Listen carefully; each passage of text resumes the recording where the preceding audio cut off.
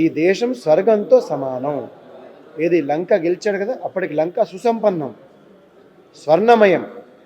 ఇది లేదు అని చెప్పడానికి అవకాశం లేదు. ఎందుకంటే రావణాసురుడు అతి బలవంతుడు, అప్పుడు ఆయన్నే అన్నీ చక్కగా అక్కడి నుంచి అమర్చుకున్నాడు అక్కడ. అలాంటి లంకని విభీషణ వాళ్ళకి అప్పచెప్పేసేసి నాకు అయోధ్య నా భారతదేశం ముఖ్యమని స్పష్టంగా చెప్పాడు. అందుకని ఓ భారతీయులారా, ఈ దేశం స్వర్గంతో సమానం, ముఖ్యంగా హిందువులారా గుర్తుపెట్టుకోండి. ఇది రాముడి మాట. మరి భరతుడి బాట ఏమిటి?